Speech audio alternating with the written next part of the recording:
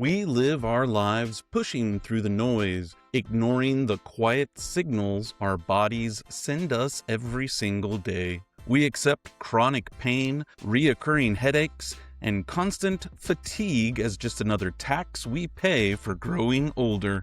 But what if pain isn't a permanent part of your life journey? What if your body isn't actually broken, but simply disconnected? We do believe in chiropractic care, and we have been working with South Lake Chiropractic for many years now, specifically with Dr. Devos. So we are super excited and honored that you're here with us. So welcome, Dr. Thank you. Devos.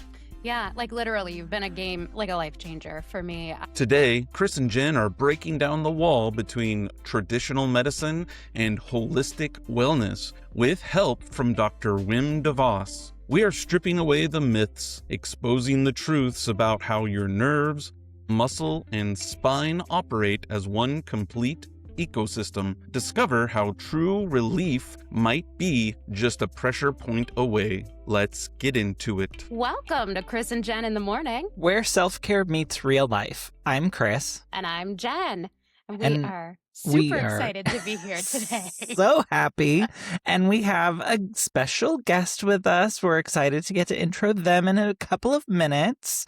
We do. We've got Dr. Wim Devos here today with us from South Lake Chiropractic. So super excited to talk with him today and to talk about self-care and how he is a big part of our self-care journey. But before we get to that, we have some gratitude. Right. We always ground ourselves at the beginning of our episodes in gratitude. And I'm going to kick us off. I had a great opportunity this last week to attend an organization's special moment, if you will. It's Cancer Care. And they hosted a Festival of Hope gala in New Jersey this week that I was able to attend. And it's one of those events that it really just stays with you afterwards. The evening brought together survivors, caregivers, healthcare professionals. That's awesome. Truly the community that comes and supports anyone who gets a cancer diagnosis. And really it all centered around one mission of making sure that nobody faces cancer alone. And Cancer Care actually provides free emotional, practical, and financial support to people who are impacted by cancer. And they counseling support, support groups, educational resources. They do so much. And it was just awesome to be in a room of people who run the spectrum of what type of support they bring to the cancer community. So, I want to give a shout out to them. If you are interested in learning more, you can check them out at cancercare.org. Truly a great organization, and one that I consider myself very fortunate to have gotten to go to this event and just hear the stories and meet people. So a huge shout out to them and the work that they're doing. That's awesome. And we haven't even had a chance to catch up this week, so I can't wait to hear all about that. But this must be why you wore a jacket into the office this week. Yes, exactly. And made everyone think you were job hunting. I mean, it's good to keep them on the edge just a little, right? Keep them on their toes. Just keep them on their toes. Well, I love that. That's amazing. We both have had family members touched by cancer and on that journey. And, it's the cancer ward is a lonely place. So super grateful for that. My gratitude moment this morning comes from my backyard. I know I talk a lot about how I enjoy the birds, and we talked last week actually about grounding and how to ground yourself in the present in nature. And so here I was in my backyard in the middle of my suburb city life. But I got to see 3 different kinds of herons in the retention area next to my house this week in the morning before I started work. And it's just such a gift when they stop by and pause and let me take a picture of them, and then I can go look them up and figure out what kind of bird they are if I don't recognize them. But I just am super grateful for those little moments of joy to lift me up in the morning before I get into what is sometimes a long day of work. and it just kind of grounds me back in the present of where I am today instead of all of the crazy that I'm thinking about might, unfold. Um, so just grateful for those little moments right Yeah, in my and backyard. like you took pictures. I mean, it wasn't just the birds, right? Like you Oh, the also saw squirrels. squirrels. Like at one Yeah. point you were like, I feel like a Disney princess. I mean, I Like sat down out there and they all just came out. And have you ever heard a squirrel talk? Because for like over 5 minutes, this squirrel was just going on and on, chittering and chittering and chittering. Like, I'm not exaggerating. I sent you a video. But like all kinds of, I don't know what he was trying to tell me, but he was definitely talking to me. lots to share. And then I went out later and saw that one of the dogs had chased the squirrel up into the top of the gazebo. So I made them come inside because he was like literally shaking in terror. So he better not make his way into my attic as a favor. I maybe what he was trying to tell you is stories about your dogs and how, They generally are very nice. I am super excited to talk about Dr. Devos and have him here today with us. I know he's definitely a part of our community, and we also are really excited to have all of you as a part of our community. So, just before we get started, a quick reminder that Chris and I started this podcast because we are a community of people who, are coming together to support each other and figure out how to find joy and happiness as we go through this journey called life. So follow, subscribe. We're on Facebook, YouTube, Instagram. We would love to have you join a part of our community and join in on the conversation. Are you tired of being told that your chronic back pain, stubborn migraines, or constant dizziness are just things you have to accept? Traditional medicine often gets so hyper-focused on just one joint that it loses sight of your body's big picture. At Southlake Chiropractic, Dr. Wim Devos does things differently.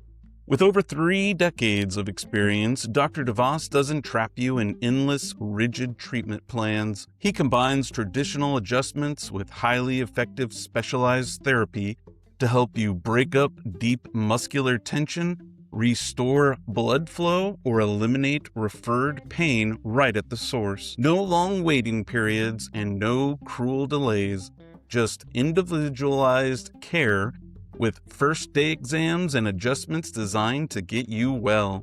Stop surviving the pain and start living again. Schedule your checkup today with Southlake Chiropractic. Call 817-488-8837 or text 817-983-7204. You can also visit us online at southlakechiropractic.com. Well, we are super excited to have Dr. Devos with us. He is a chiropractor who practices out of Southlake, Texas. So if you are listening in the area, you may be familiar with him. If not, you're going to get the opportunity to meet him. And we're super excited to have him here because Jen and I both believe that part of our self-care process, cycle, whatever you want to call it, we do believe in chiropractic care, and we have been working with Southlake Chiropractic for many years now, specifically with Dr. Devos. So we are super excited and honored that you're here with us. So welcome, Dr. Thank you. Devos. Yeah, like literally, you've been a life changer for me. With my back injury before I met you, was in chronic pain constantly all of the time and thought I was just going to have to accept that as a part of my life journey. And gosh, I mean, I may be older than you, Chris, but I'm still a little young for that. Yeah, I think anyone is young for that type of stuff. So I am super grateful to have found someone who is not only just such an amazing person, but also an expert. And, sometimes finding a chiropractor is really hard. So we want to talk about that today too, because it's not everything is always equal. But before we get into that, we'd love for you to introduce yourself to us. Tell us about your name. I've never met anyone else named Wim before. Wim.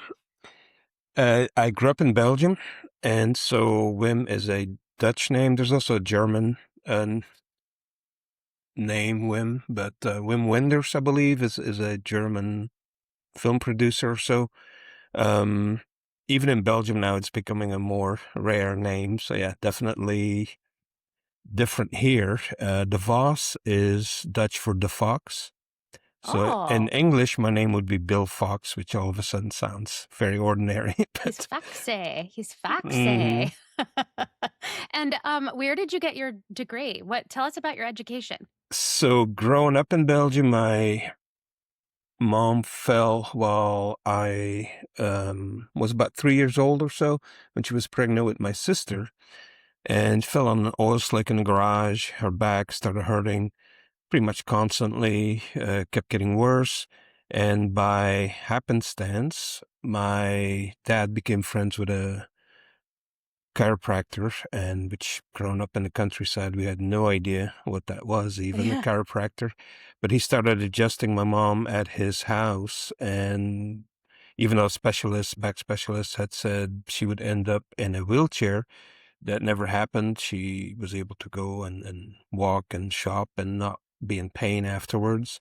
So as a 10-year-old, I decided that's my future.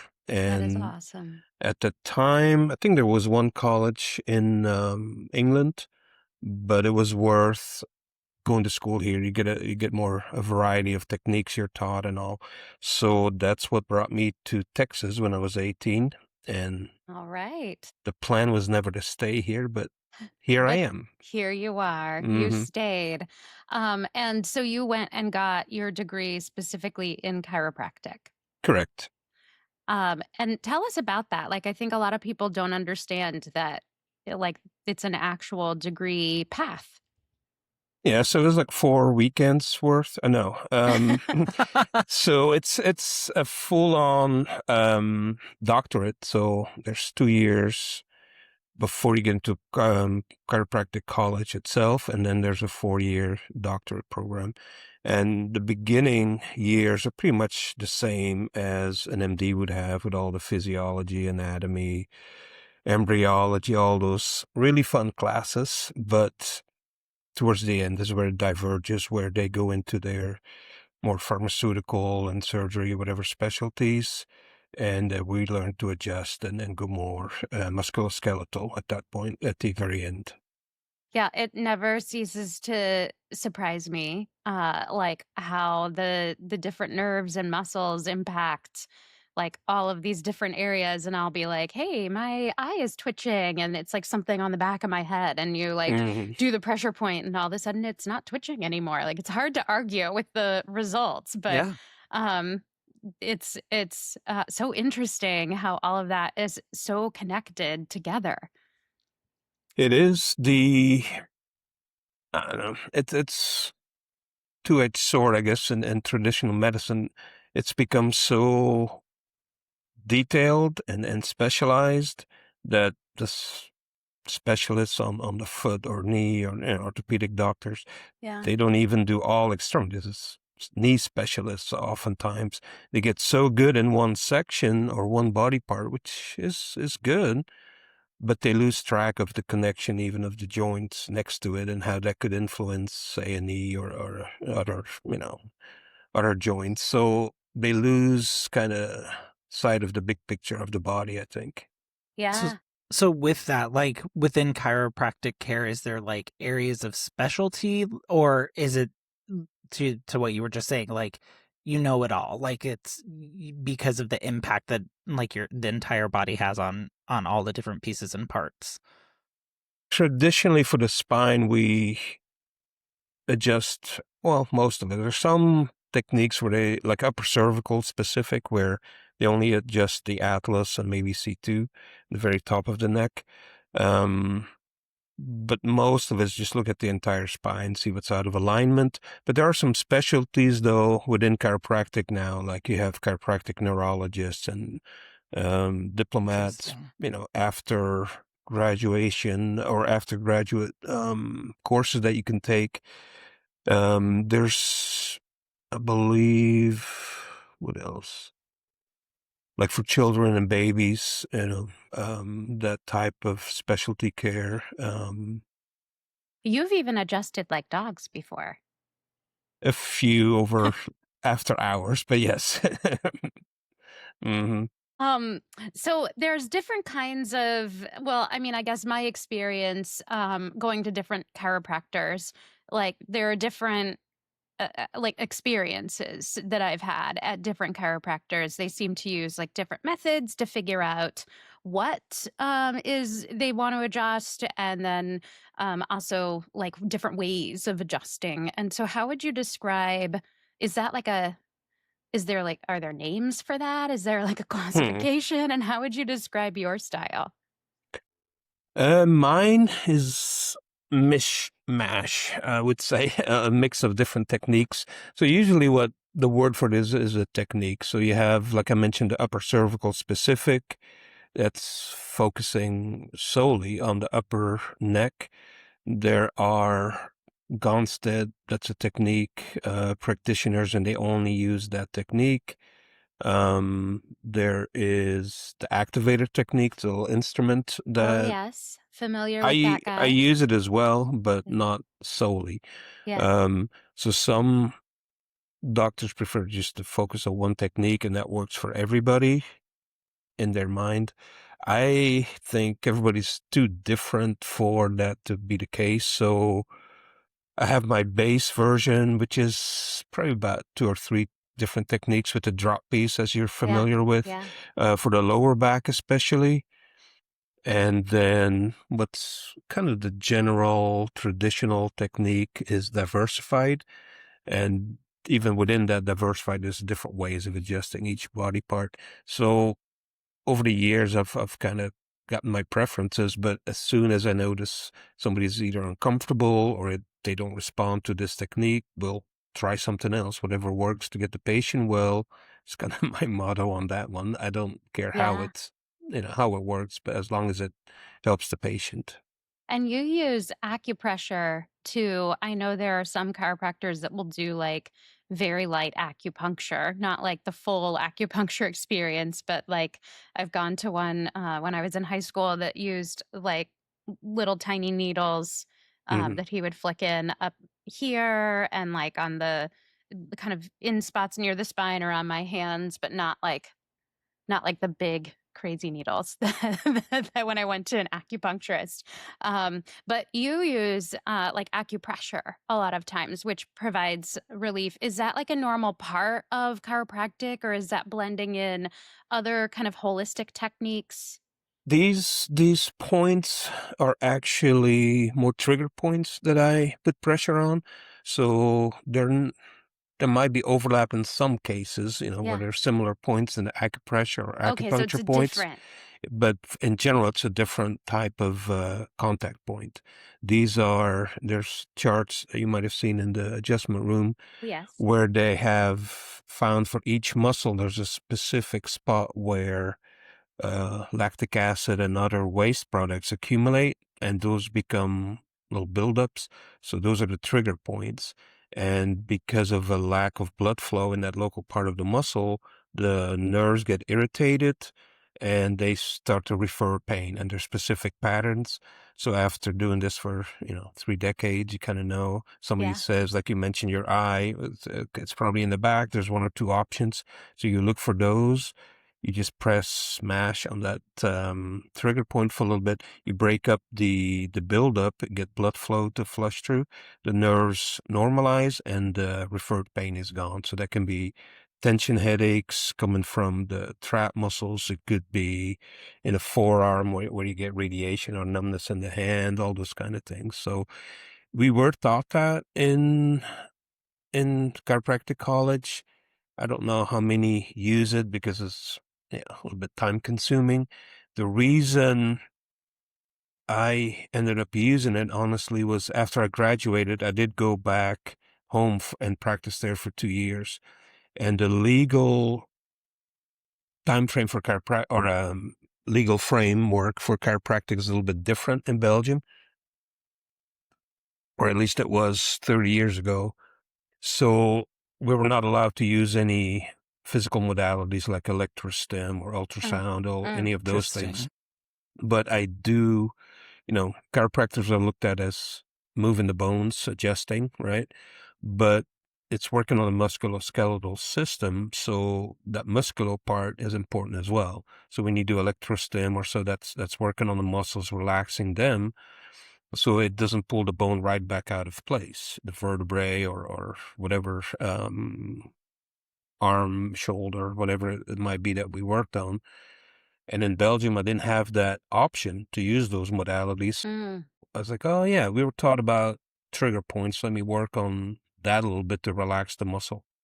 It turned out the results were, yeah, kind of amazing to me, or Yeah. surprisingly effective. So even when I came back here and I had access, have access now to all these modalities that I'm allowed to use legally, I've always had a hard time leaving the trigger points behind because I know how quick and effective it is to use them. So, Yeah, I definitely notice the difference when you do. So it's hard to argue with like lived experience, right? right, exactly. It's even though I don't like always understand it all or often understand half of it, it's hard to argue with the experience. Yeah. I do want to go back and talk a little bit about like what the experience would be. So like if someone schedules for the first time to come to South Lake Chiropractic, like what is that journey, the beginning of that journey look like? Because I mean, I don't think that like people just walk in and you're putting them on the table and starting adjustments. So what does your evaluation process look like, and how to figure out like what a treatment plan is for someone? The initial part is always what people love the most, right? Filling out the paperwork, which luckily now we have, software and it's all digital. So you can just do that at home on your phone or on computer. So I looked that over, see what the history is, whether you've had surgeries or major injuries over the years. So once you're scheduled, we, on the first visit, have an exam. Scheduled first, talk about the history with the patient, look at other concerns besides maybe they say they come in for lower back, but I see dizziness or headaches or other issues that sometimes they've just come to accept as part of life, or something in extremities, and like Mhm. my wrist hurts or my shoulder hurts, and they don't even know that chiropractic could help for that. Yeah. So they said, well, what's that all about? And they tell me, I said, oh, we can look at that as well. So most chiropractic offices like to schedule an exam first, send you home while you're still hurting for a while, and then have you scheduled to come back a few days later. I don't know. I find that kind of cruel. So after the exam, we do the first adjustment the same day, and then do therapy for the muscles and so. And then, yeah, the treatment plan is individualized, but mine are relatively short, I found. So a lot of times, new patients is 3 to 5 visits only, unless there was a recent pretty bad trauma. You had a car accident or you fell off your bike. If anybody watching, I know they might know who I'm talking about, a recent patient, but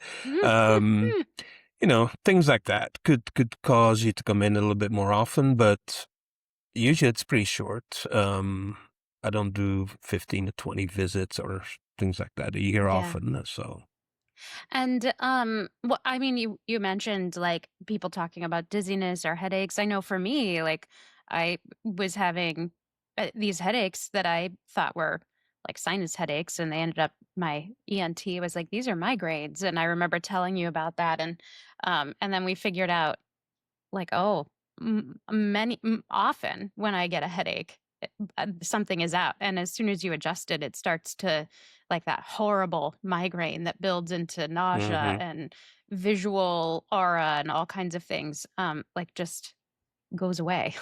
So Yeah, and that's often the upper back, or upper neck rather, upper cervical, base of the skull. C2 sometimes when people, sleep wrong or on their pillow, or high stress levels might do it too, right? well, I don't know Things like anything about that, that. So just and surviving, just living through just any living. given day. Hmm.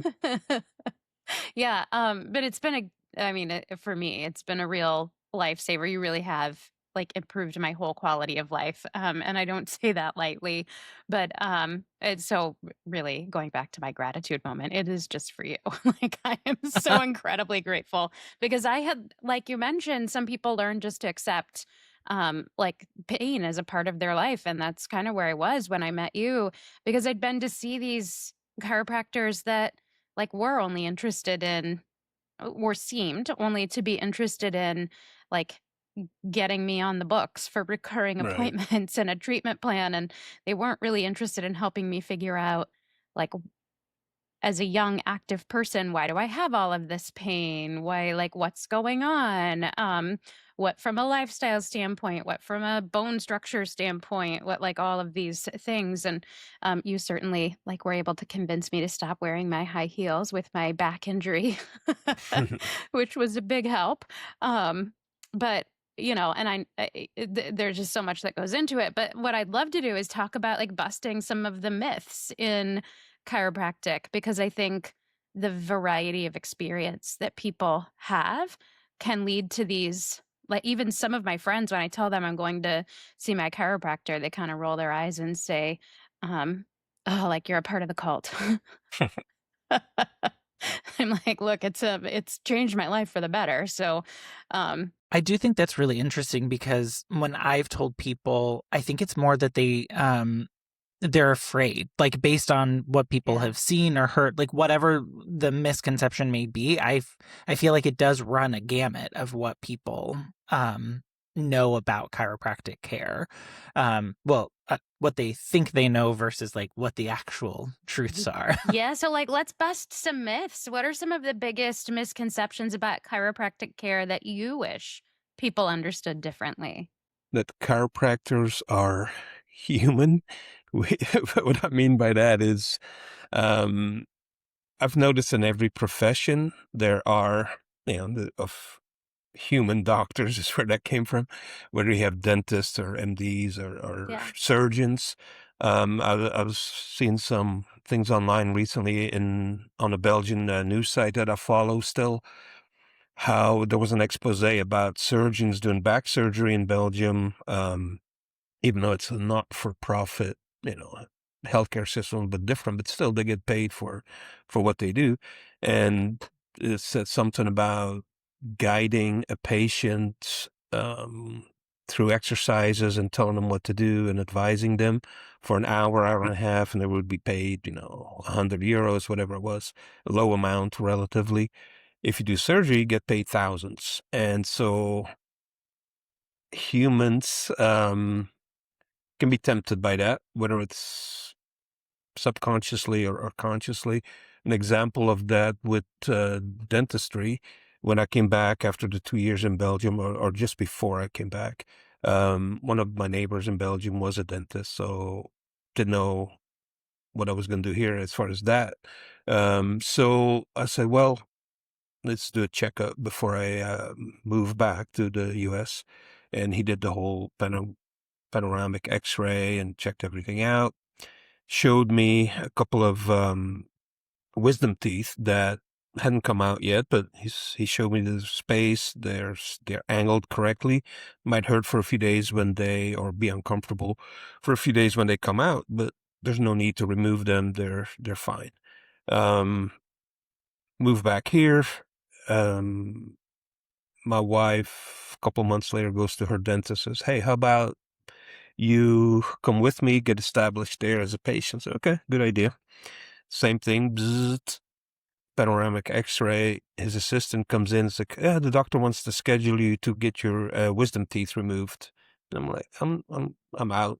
I'm out of here. And that just those kind of things, you see in every profession, and then because of some maybe economic forces behind advertising, things like that, negative stories about chiropractic get maybe amplified more Yeah. than others. We know there's issues that happen in every profession. Malpractice, insurance is one of my ways to kind of dispel some of the myths, right? That Yeah. chiropractic is dangerous. I think it's fair to say that money is the bottom line often in this country. Actuaries calculate risk, right, for insurance companies, and that includes malpractice insurance.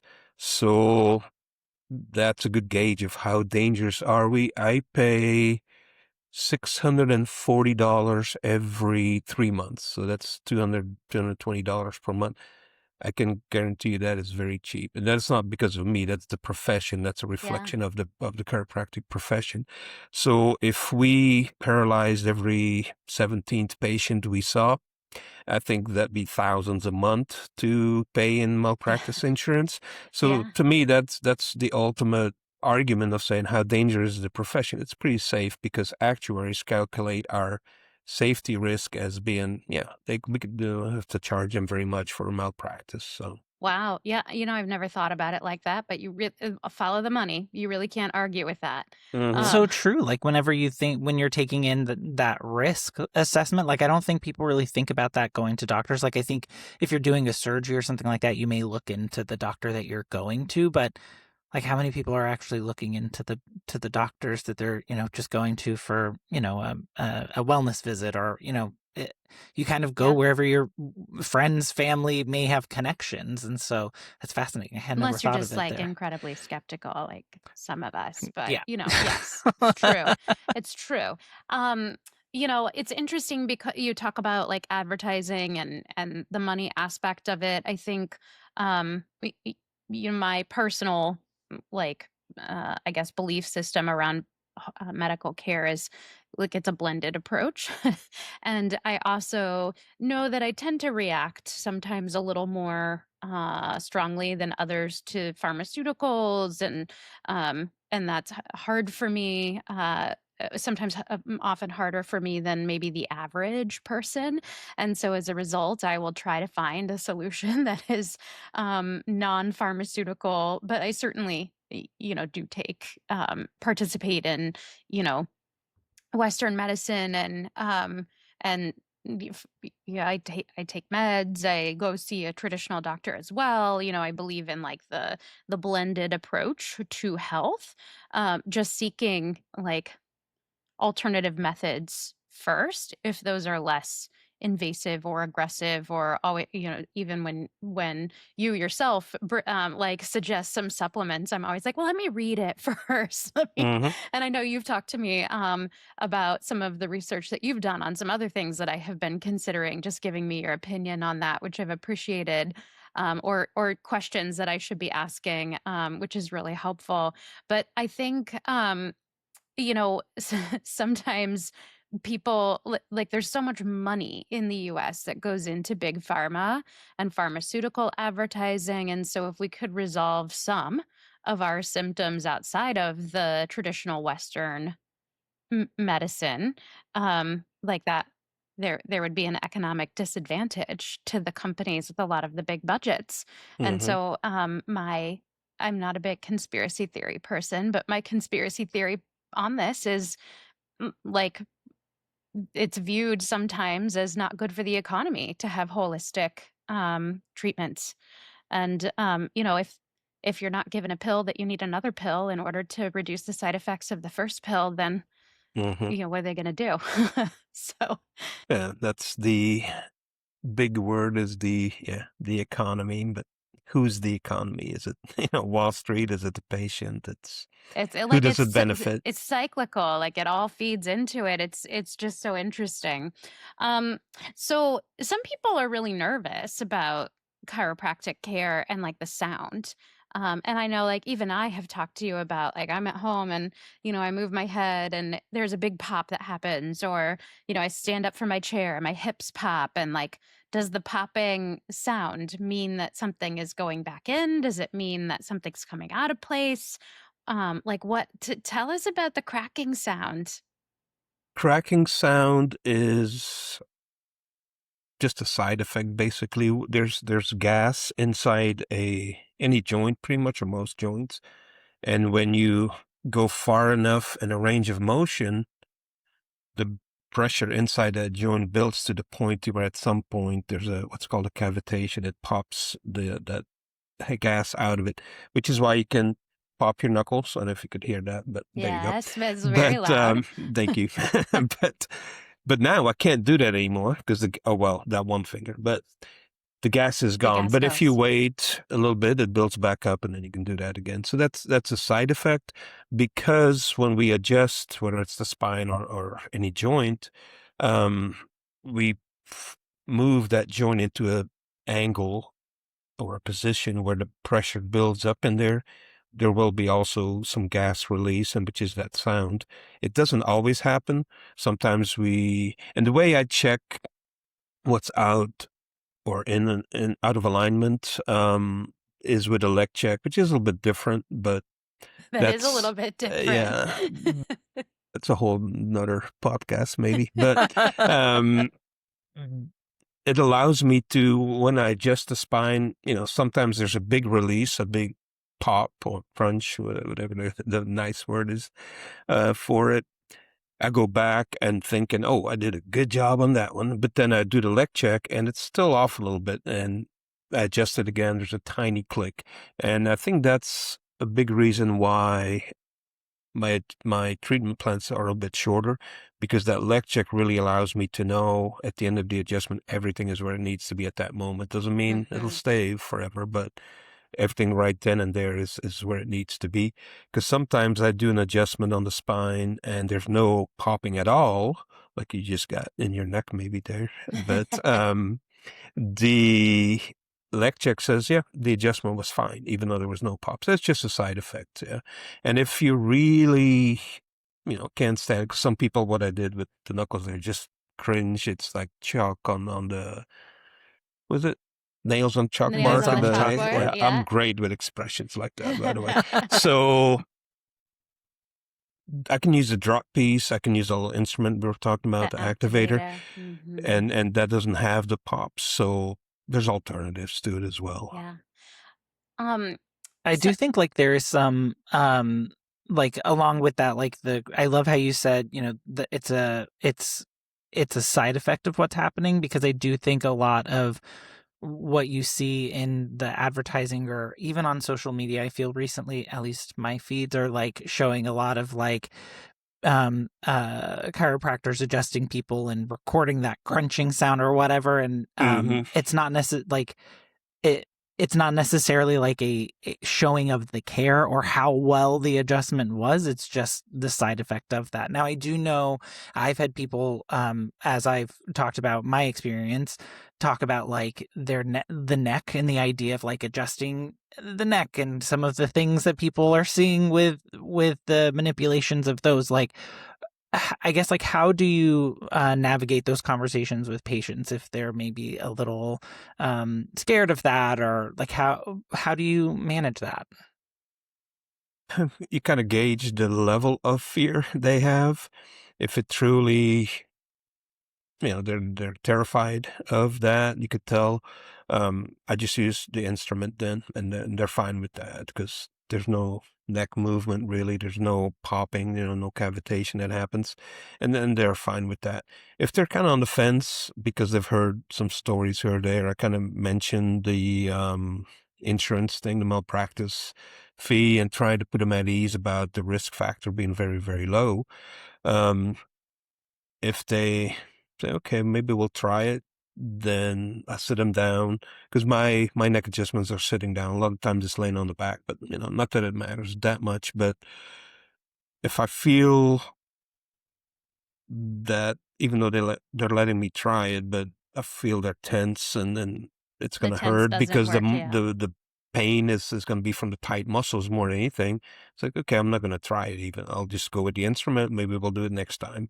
So I just don't force it. Try to put them at ease by giving, some background information about safety, but I'm not going to force a neck adjustment. And, I got dad jokes and such, Opa jokes. I'll tell them I'll get my crunch quota on the next patient for the day. So I know you're the first chiropractor, and I've seen so many over my, my few years here around this earth, As Chris would try and peg me for being much older than him, but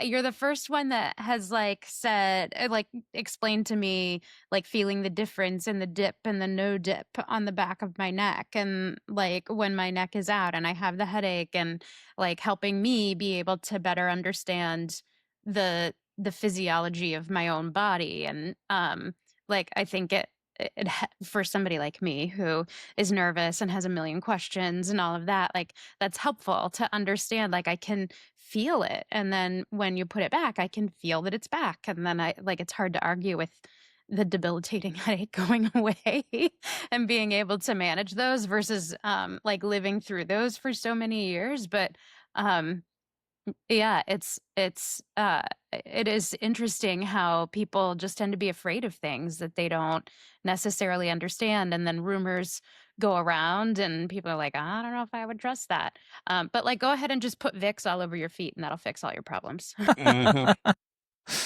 I do. I think it is interesting how you said that, Jen, because I will say it wasn't until I started going and seeing Dr. Devos that I became more aware of my body and like how I was feeling.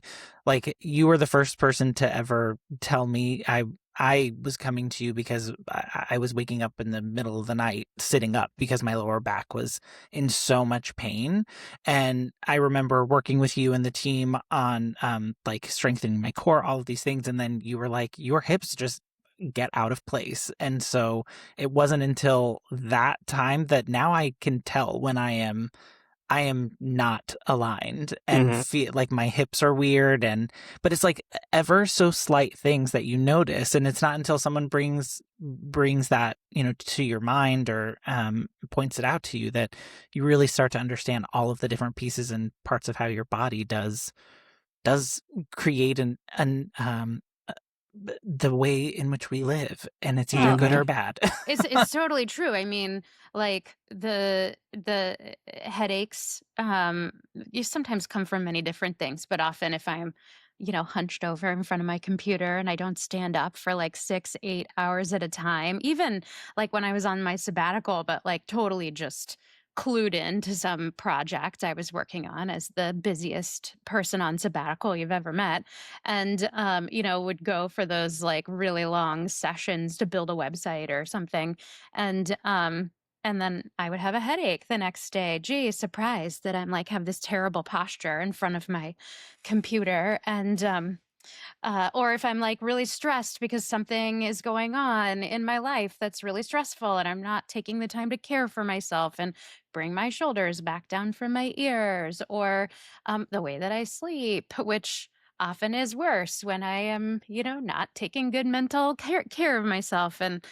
they absolutely do play into the mix. And then there comes all of the like, um, well, it's sort of my fault because I didn't take care of all these things. And I think what I appreciate is like you've given me so many tools like stretches and exercises and awareness. And, we know that when I do my walk more regularly, at first, maybe it's a little rough, but then after I'm doing it, it's actually better.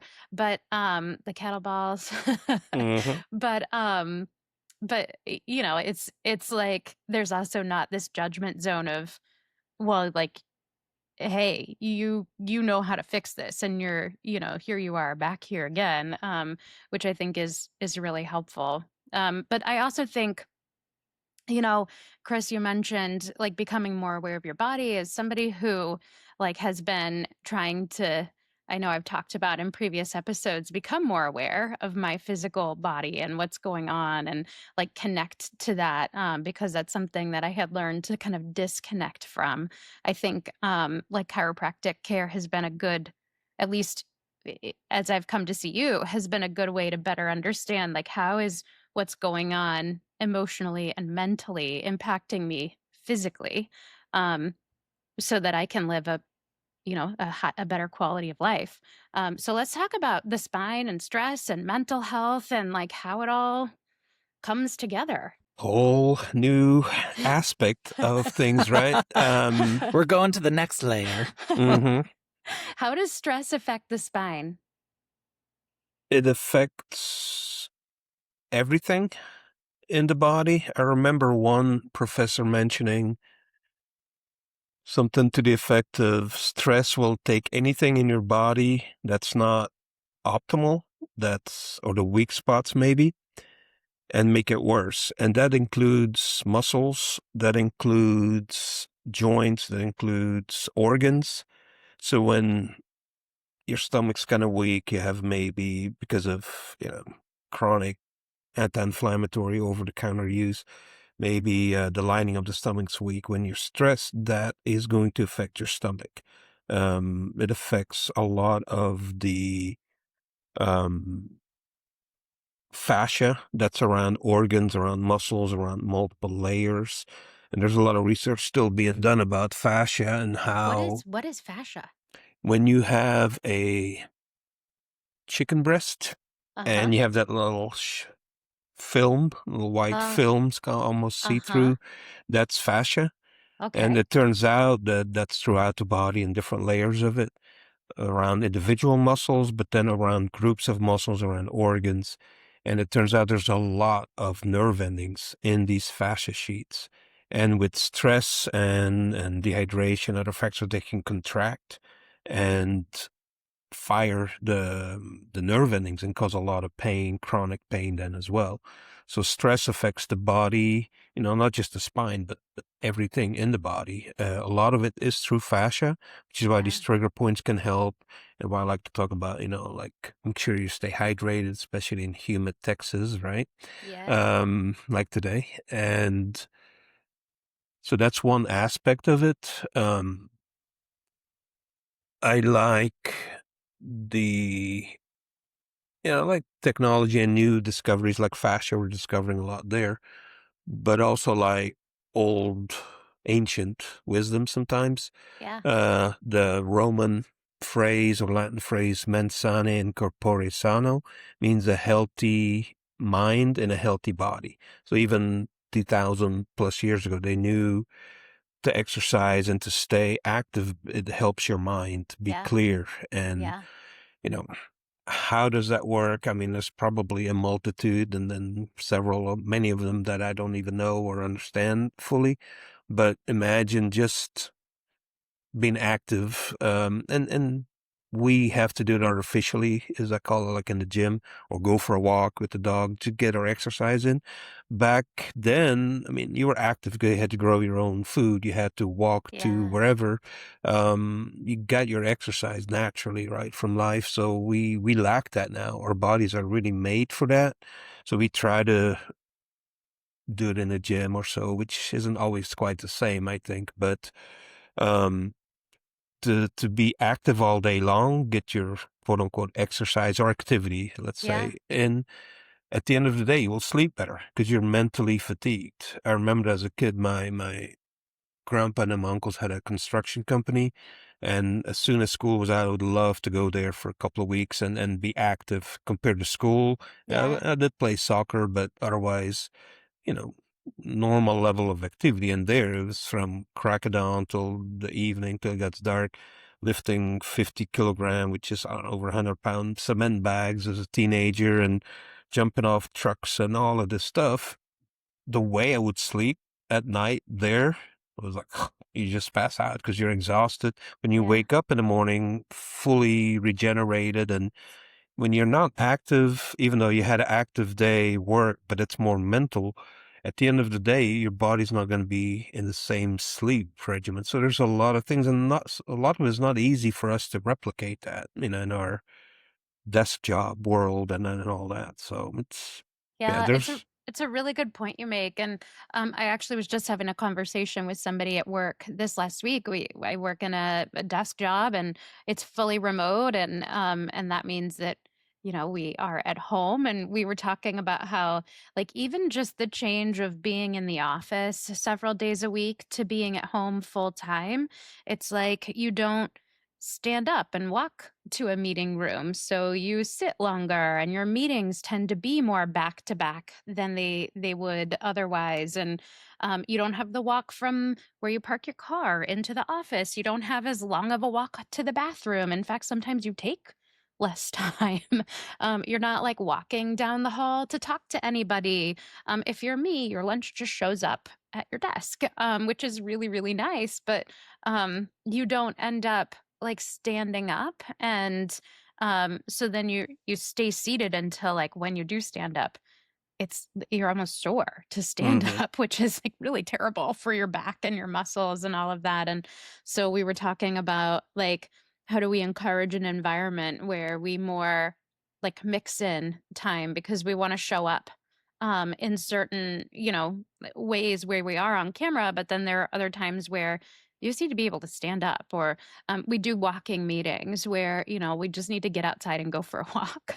um, and just like being more intentional about not feeling guilty about doing those things, but feeling like that's our responsibility because, we're not going to like be able to even show up as well, not just physically, but mentally. We're not going to Hmm. sleep as well when we don't do those things. And so it was just that's a really interesting perspective, especially given this conversation that I had earlier this week, and thinking about so many people have moved to working remotely and they think it's like the best thing, but it's harder It because you it find yourself sh- sitting in your chair it for, shouldn't be though, and that's the thing that I think because of COVID, working from home got thrust upon us overnight, pretty yeah, much, right? And it's very different than going into the office and then routines that we've had for decades.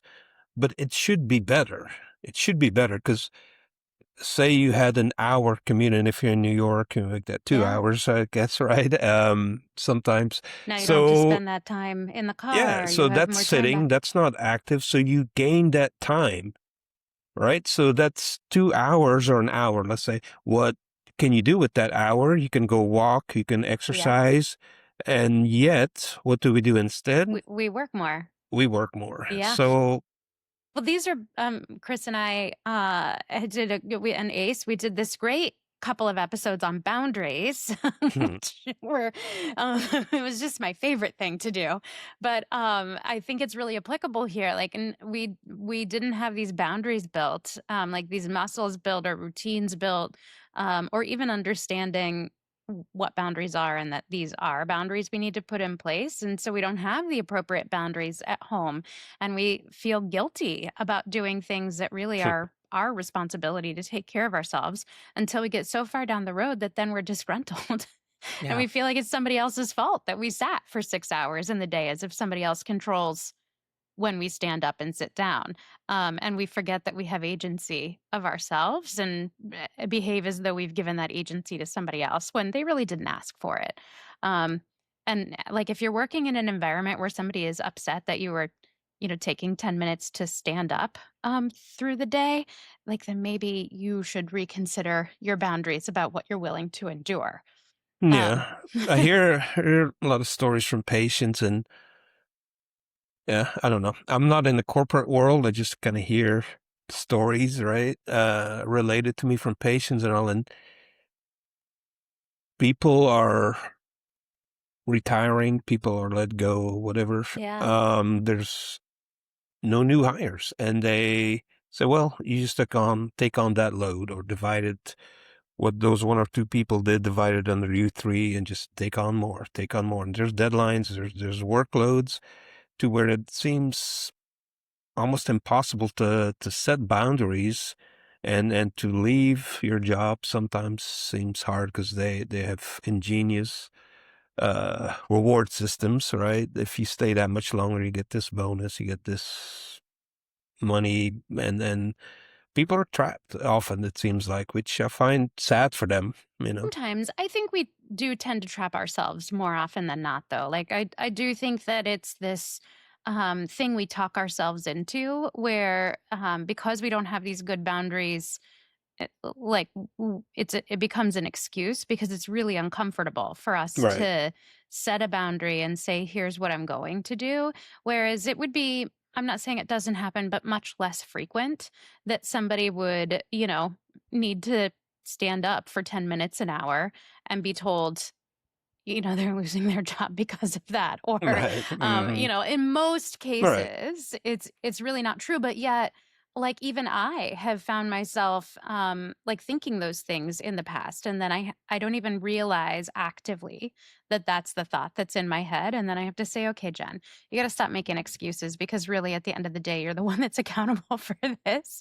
It's like me being mad about my calendar and feeling I'm at the mercy of my calendar, and why do I have all these back-to-back meetings? Well, who schedules my calendar? It's me. I mean, I'm the one. So if I don't have blocks in my calendar to be able to like stand up and, like walk away at least once a day for for a few minutes, then like I got to blame that on myself. And because I need to start taking accountability for putting that practice in place. Now, it doesn't mean, you know, like you don't sometimes have to be flexible, but I think that's a conversation I've had to come kind of grapple with on my own, and saying how much of this really is something that I've made up, because it's Hmm. maybe what I um like the culture of what we believed as a Right. way to kind of be angry. And a lot of it is often counterintuitive. I remember years ago, I mean, I would have my schedule and I would work those 5 days or half days, throughout the Yeah. week, the full schedule. And of course, there's what, 4th of July or Christmas and Memorial Day coming up. Those big holidays are the only times I would close a day. And so I'd close on Monday, but then, and we're closed on Tuesdays. So I would then open up on Tuesday instead to make up for that one day because, oh my God, it's my own Well, business. If, yeah. if we're closed, and one year or one holiday like that, one major holiday, everybody was out of town and, the whole staff. And I just said, okay, fine. We'll just be closed Sunday, Monday, Tuesday, 3 whole days in a row. And Everyone lived. scared me, it's going to be a horrible month. And then afterwards, yeah, I just was very busy from Wednesday on. And when I looked at the end of the month, it was the same or better, and I felt more rested, I Yeah. remember. So ever since then, I started closing, the Monday and not opening Tuesdays, and it's it's been a lot better mentally, physically for me to have that recuperation a few times a year. So, Yeah. but it didn't Well, seem that's like it at the time to me. It's like, oh my God, this is horrible.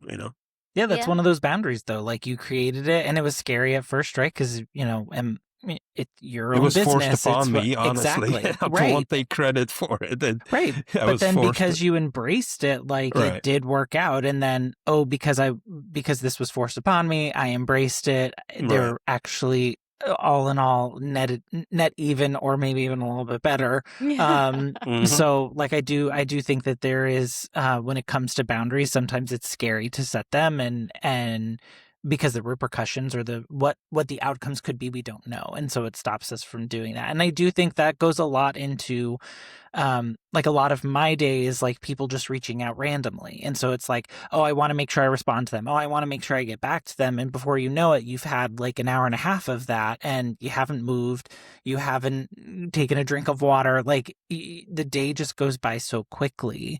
But I do think I have noticed, because I'm going back into the office much more frequently than I had before. And I have started to see and feel a difference whenever I am sitting for too long. Yeah.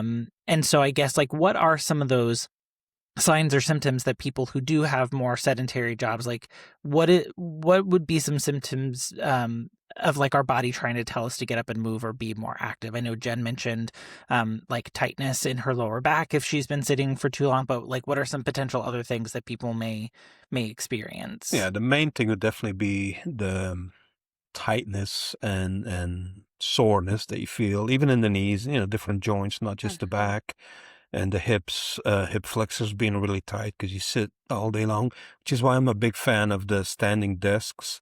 And then not to stand all day long, but to alternate throughout the day, 1-2 hours sitting, 1-2 hours standing. And that way you use different muscles.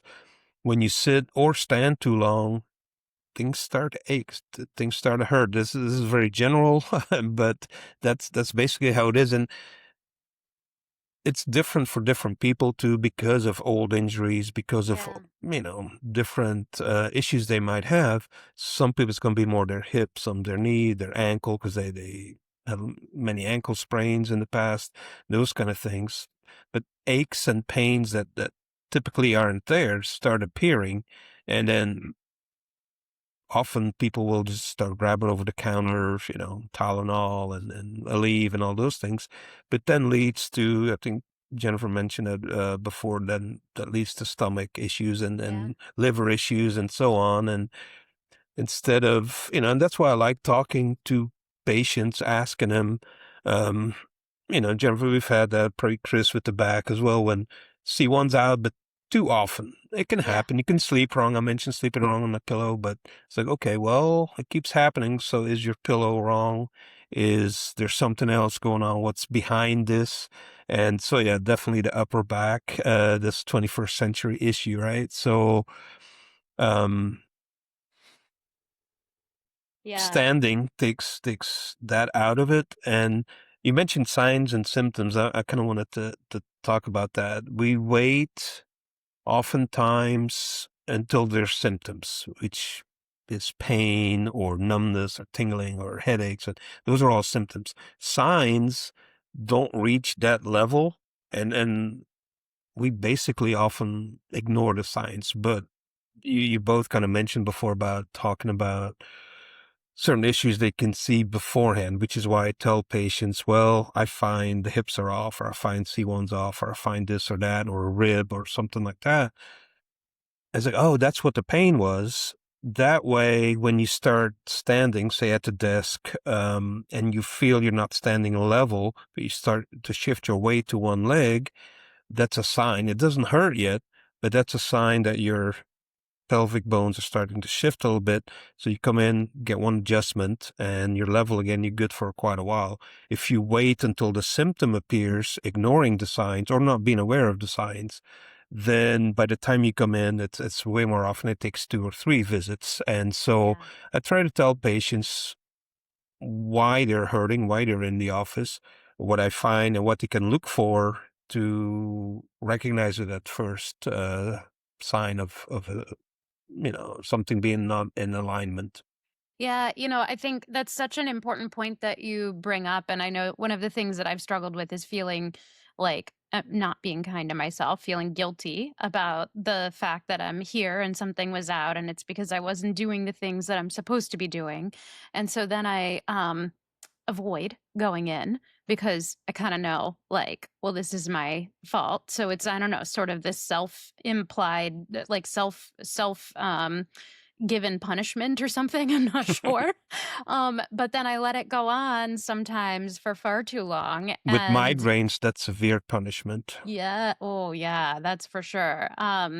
But like, I know you'll adjust me and you'll say, "Hey, it's back," and I'm like, "Oh, but it still really hurts," and you're like, "Yeah, that's muscle," and then we'll do the stem, and then you'll graciously do a recheck for me, and it's like, yeah, no, it's all there, it's just muscle, and because I let it be out for so long, the muscles are so mad on And occasion. inflammation that comes with that. Mhm. Yeah. And then it's so easy to just have it pull right back out of place. And Right. so I think one of the things that you've been really patiently stressing to me is like the timeliness of how long you let it go before you come in and get adjusted is important, because if you let it go on for too long, you're going to be right back here again anyways, hmm versus coming in and uh like, once you know that it's happened, you gotta come in and get it taken care of, otherwise it's gonna take longer to fix, and I don't know, for some reason, the math 2 plus 2 does not equal 4 in my head.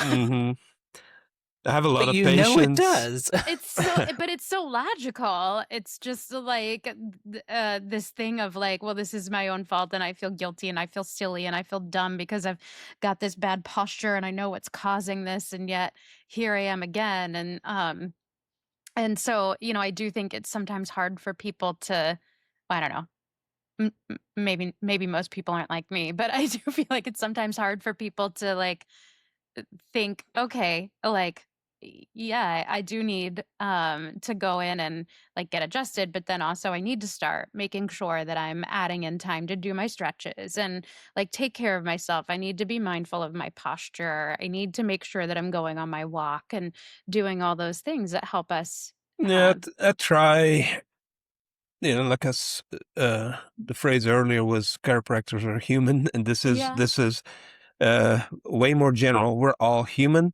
Yeah. including me. So I try to relate the personal stories I have with, just working out. And I like hiking these Yeah. days. I like kettlebell exercises and fasting. I do like to fast. And then there's, some supplements I would take. And I did that for, I don't know, a couple of years. It felt great. High energy, no aches, pains, felt, weight was good. And didn't take a lot of time really out of my day. My exercise routine with the kettlebells, I make it a point, a stubborn point to say it's 2 hours or less per month of doing that. And that should be enough to get good muscle tone if you do the right exercises. And it worked. And then I stopped. Why? Human, human nature, often circumstances, whatever it is.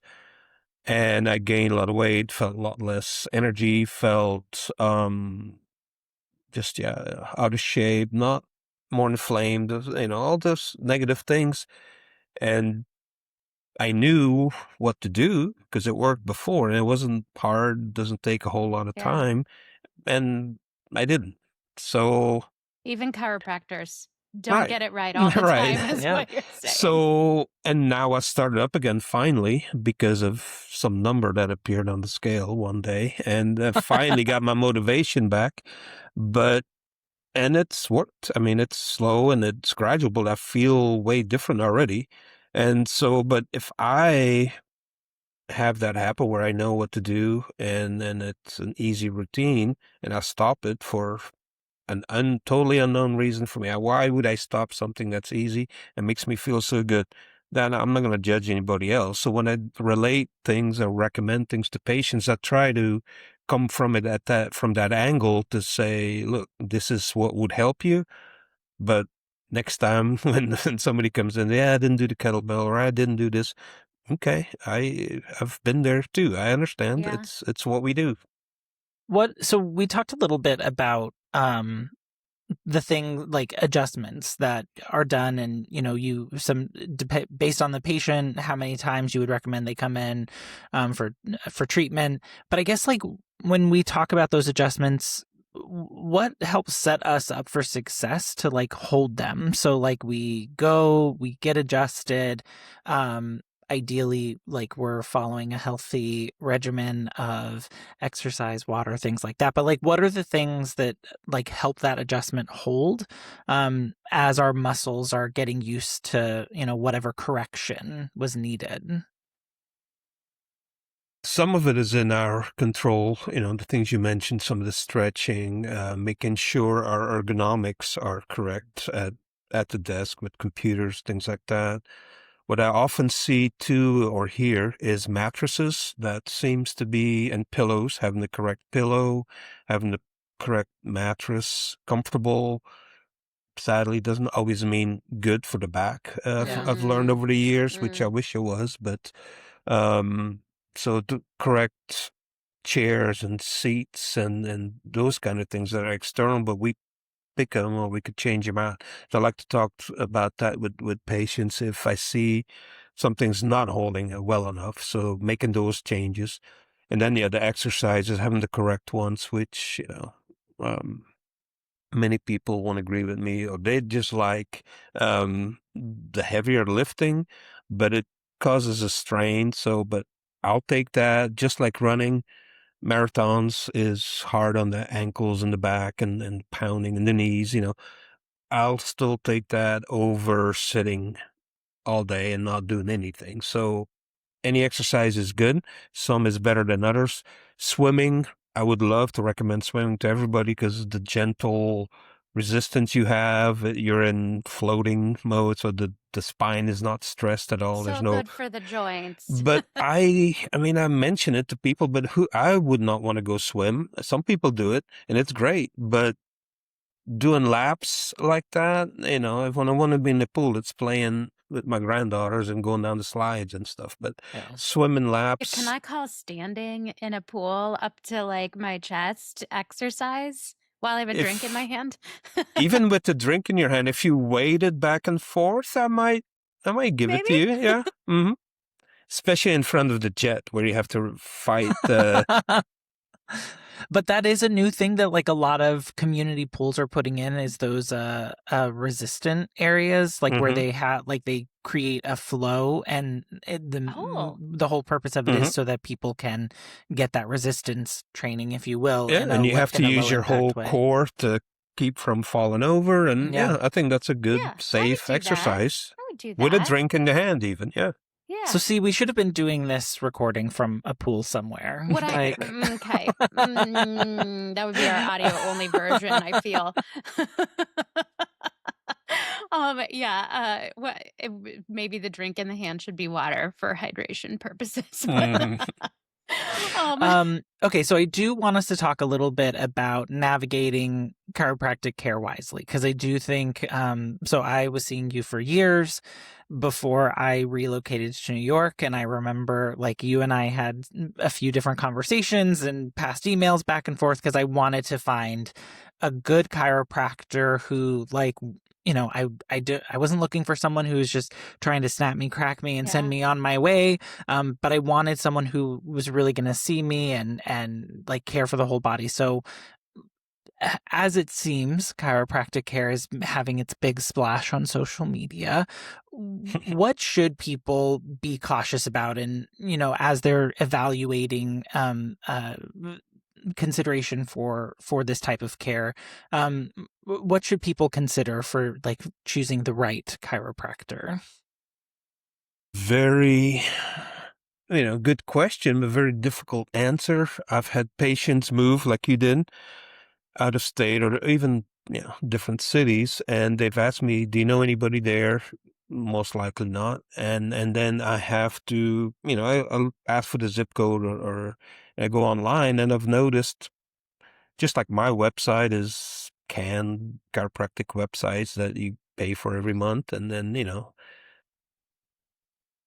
it's very difficult to tell from a website. Once, if it mentions, there's some names in here, I don't want to get sued, I guess, but if it mentions a lot of like accidents in their advertising or their name, they're if they look like focused an on that. ambulance chaser. Right. Then it might be an ambulance chaser. So those kind of red flags, I guess. Wellness or family care are good good indicators maybe that you're on the right track.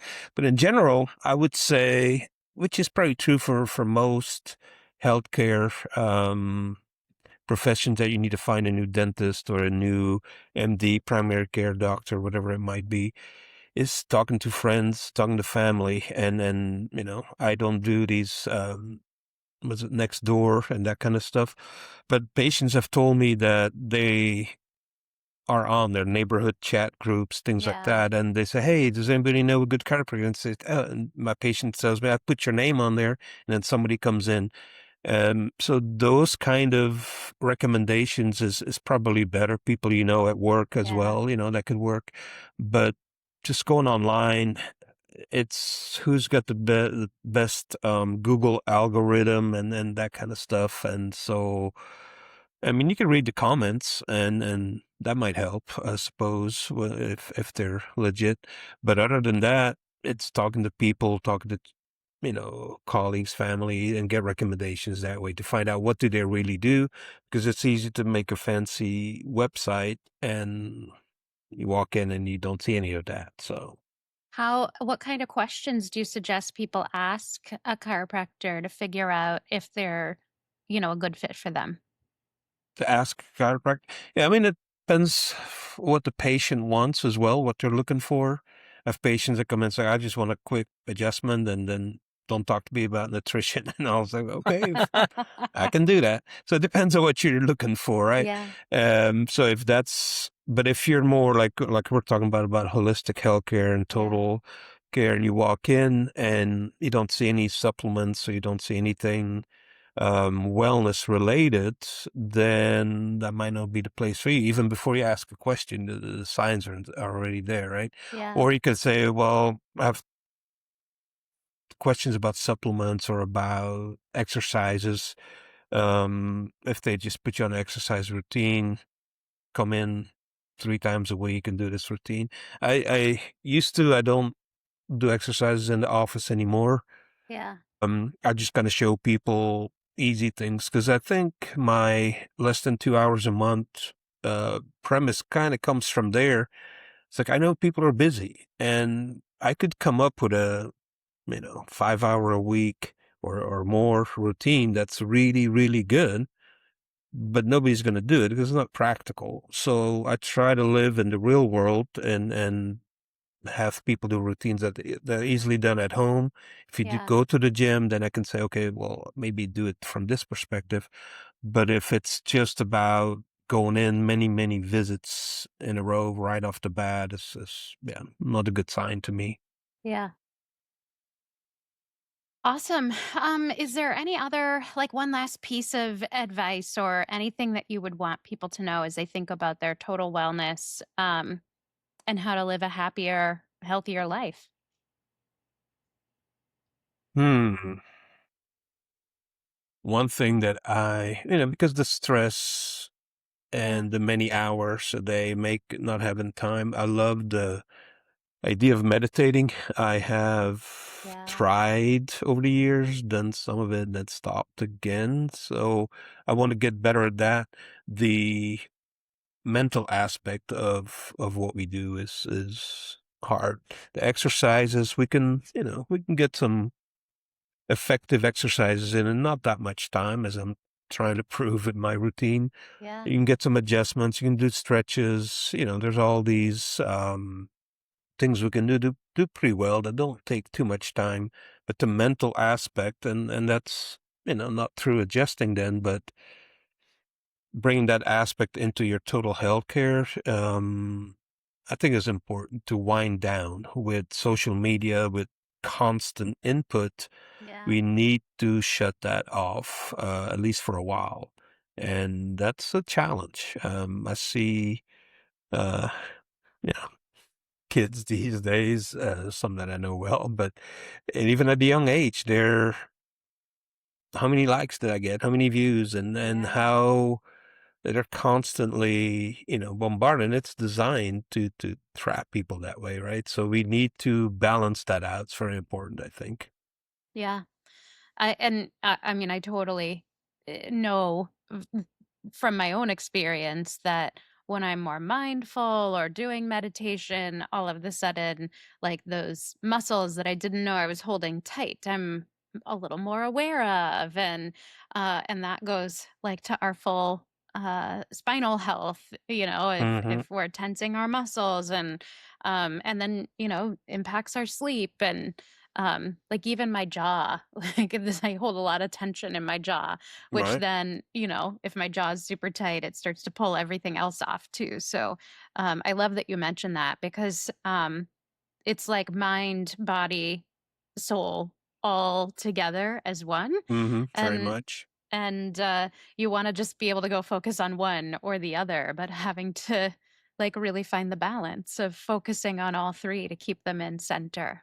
And there are, we often seem to try shortcuts, like Oh, love a for the shortcut. stress that meditation would alleviate Yeah. somewhat. And there's supplements. I think rhodiola is something you've probably heard. There's Yes. ashwagandha. There's all these type of things, which is fine. They work, but I think it'd be better if we could step away from work a little easier, set the boundaries, like you mentioned, or if we can actually meditate. And I love the phrase, what was it?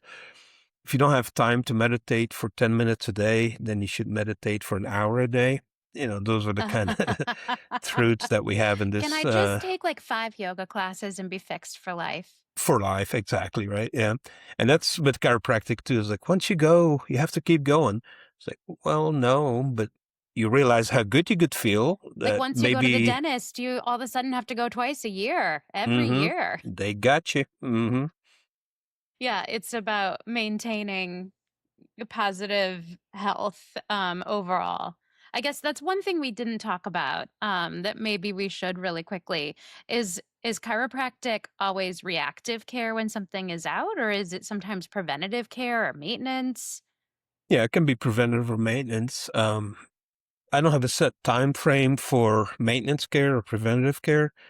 The average is probably about 6 weeks, but it depends on your lifestyle, your injury history, things like that. If I have a lot of patients that travel a lot, for work, travel's hard on the Yeah, body. So, you're like in the airplane seat, scooched right, over, yeah. from pillows, mattresses, hauling your luggage, and then, it's just hard. So those people might come in a little bit more often.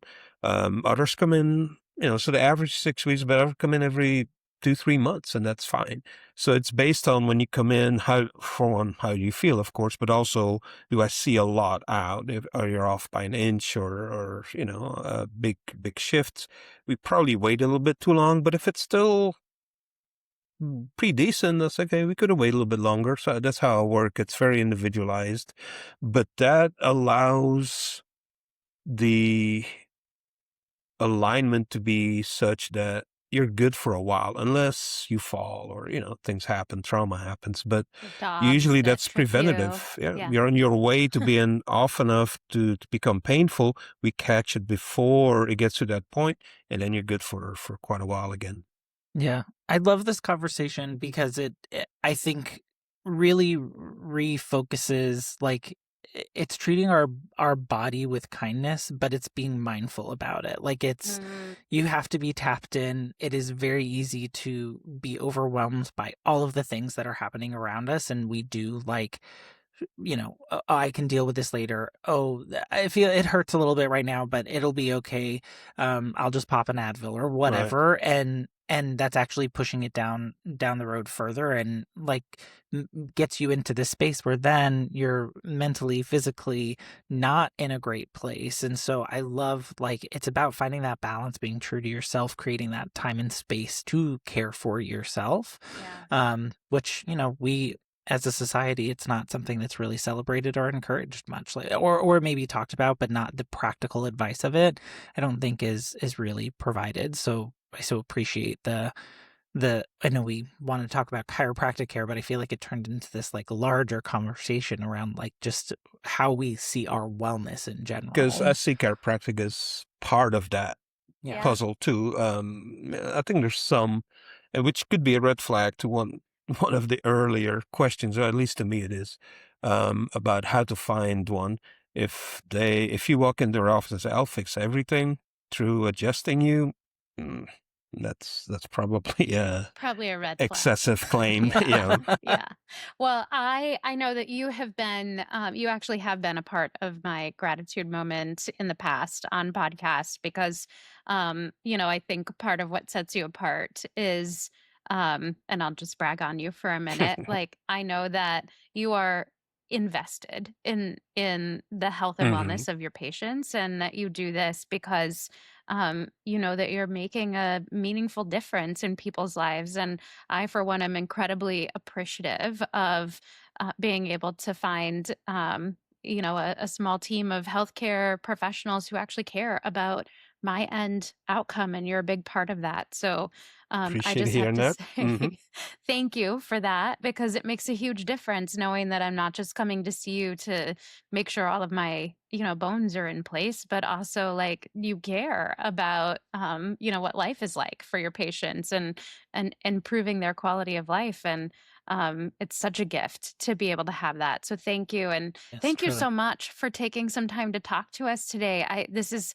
I think, such a big part of our overall health and wellness and happiness and this search for like a better life, and how we can take accountability for that instead of being sort of at the mercy of what life gives us or the ignorance of our youth. Have to take it. Have to take charge to a degree, to take time to do the right things, whether it's exercise, meditate, Yeah. sleep. Take enough time to sleep. That's big too. So Yeah. Absolutely. So if someone wants to come see you at South Lake Chiropractic, how do they schedule an appointment with you? The one way would be the website, southlakechiropractic.com, and our phone number and email is on there. So that's one way of doing that. 817-488-8837 is the phone number in case you want to call there. And there is a text number, which I do not know by heart. Let's see. That is 817-883-7204, I do believe. That's the newest modern way of contacting us, is just text into our software. Yeah, it really is pretty easy actually to do the text thing. I don't think For us and the yeah, patients both. I can't think of a time I've called in the last, I don't know, year, because Always texting. it's just so easy to do the text. But we really appreciate you taking the time with us. We value you. We appreciate what you have done for our lives and our health and happiness. Truly. And we also appreciate you taking the time to talk with our community about like our health and how to be on this journey. So thank you very much. Thank you for Chris and Jen will always be my first podcast I ever did. So Hey. that's a whole new experience. Look at you. You're an expert now. Well, we have absolutely loved having this conversation. And if you have thoughts about this as you're listening, we would love to hear from you. We'd love for you to share your experiences, your thoughts, your tips. You can, depending on what platform you're listening on, you can leave a comment. We love those. We always read and respond to those. You can send us an email at connect@chrisandjenitm.com, or you can text us as well at 940-278-8129. That's right. And don't forget to follow us on all of our social media platforms. Again, we're on YouTube, Instagram, Facebook as Chris and Jen ITM. ITM stands for in the morning. Didn't want to make you have to type out more than you needed to. So please feel free, like, subscribe, share, comment, all of the things. And, we so appreciate you coming and building and being part of this community with us. Yes. And until next time, be kind to yourself, to one another, and make it a great week. Bye, everyone. Bye.